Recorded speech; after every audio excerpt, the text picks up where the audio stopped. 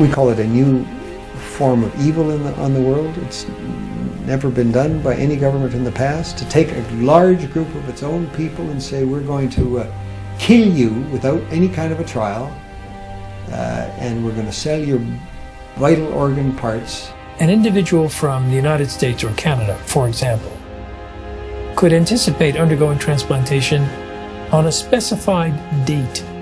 It's a crime against humanity. It's abhorrent, and it needs to stop.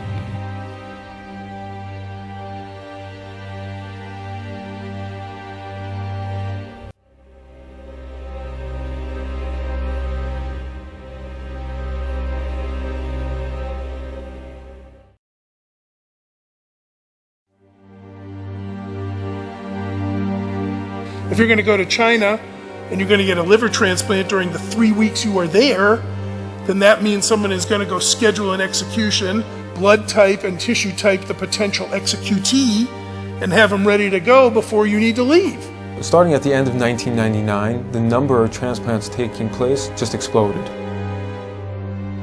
China carries out more organ transplant surgeries than any country besides the United States.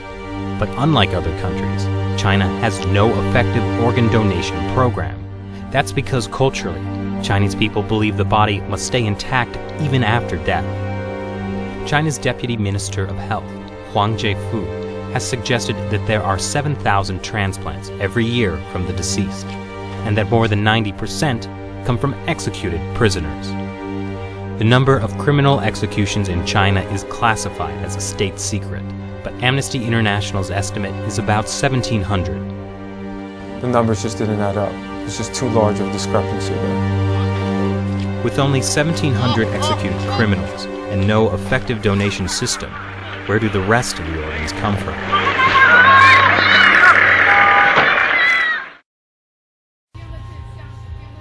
Zhao Shuhuan was put in a Chinese labor camp because she practices Falun Gong. 我每到一个劳教所，他都会让我们检查身体，给我们抽血验血。每个劳教所都是。 We estimate that in the period between 2000 and 2005, there are 41,500 transplants which have no other explained source. I'm absolutely convinced that over a long period from 1999 onwards, organ harvesting from prisoners has been taking place, especially with Falun Gong. 他领了到他那个马三家教养院有医院呢，那个医院就是做我真理解好像就是验尿啊，抽干咳。 Doctors would come into the camps, they would look in their eyes, they would examine their organs with ultrasound and the like, and they were the only people in these camps who were medically examined thoroughly. In 2006, two Canadians, international human rights lawyer David Matus and former Secretary of State for Asia Pacific David Kilgore, started to investigate allegations of forced organ harvesting in China.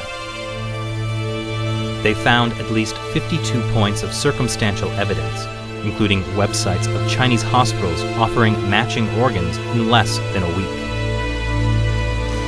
It's just not possible unless you have an unlimited source of organs.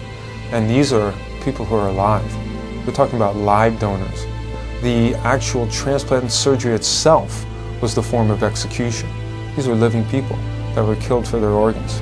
Makes you think of some grotesque restaurant where you go in and you pick your lobster in a tank. But these are human beings we're talking about.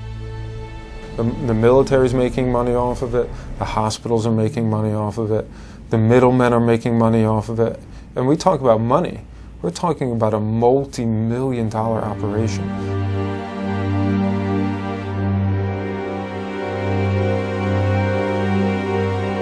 Journalist and author Ethan Gutman decided to carry out his own independent investigation. We had witnesses of disappearances, people who'd been examined and then had disappeared, busloads, entire prison wards which had been emptied out. The signs began to look like something much, much bigger. Like Tibetans and house Christians, millions of Falun Gong practitioners are being persecuted in China for their beliefs. In 1999, Communist Party leader Jiang Zemin issued orders to break them financially, ruin their reputations, and destroy them physically.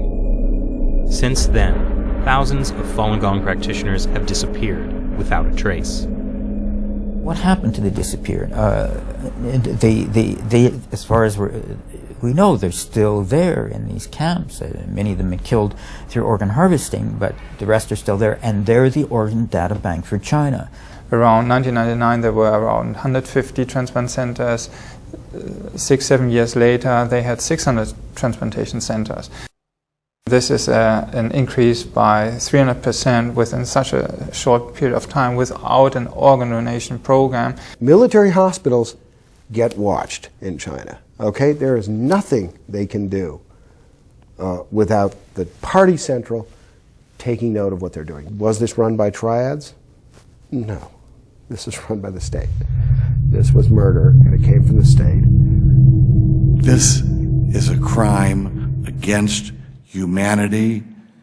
We should do our best to identify those specific individuals who are engaged in this and put them on the list of people who deserve to be brought to justice.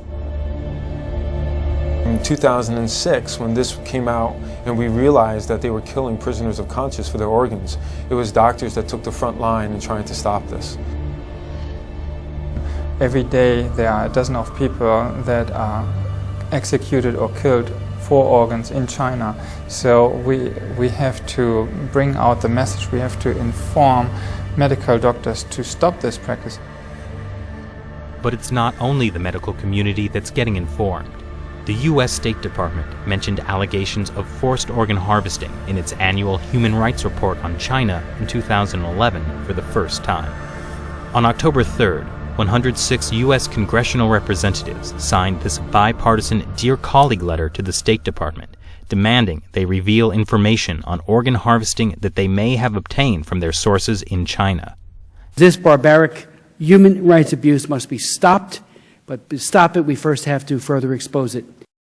And with even more petitions circulating online, the issue is starting to get worldwide attention. But more needs to be done.